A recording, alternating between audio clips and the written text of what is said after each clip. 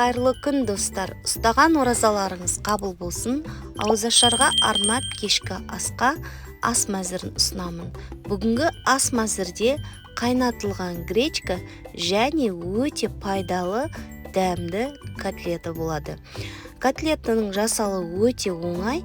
Видеоның соңына дейін көрулеріңізді сұраймын. Менімен бірге болыңыздар.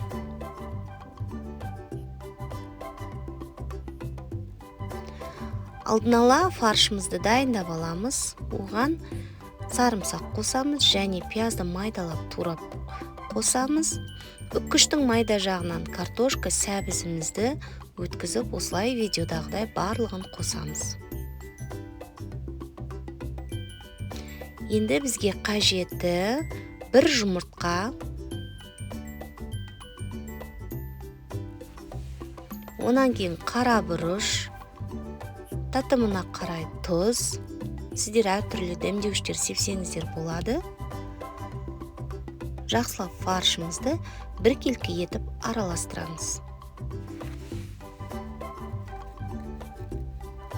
Кішкене су құямыз.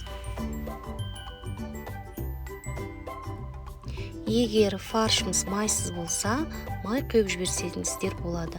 Осылай енді котлетіміздің осылай формасын жасап шығамыз. Алдын ала формасын осылай дайындап аламыз.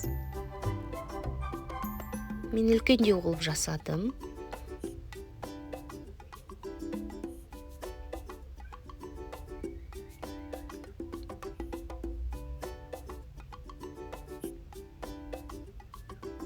Енді майымызды қыздырамыз.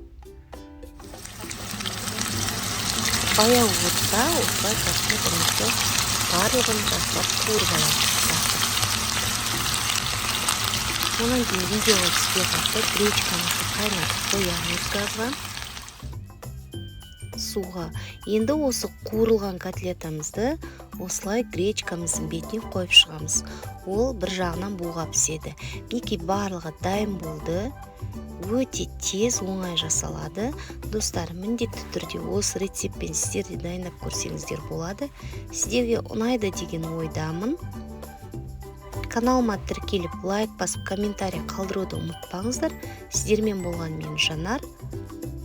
Барлықтарыңызға ас болсын.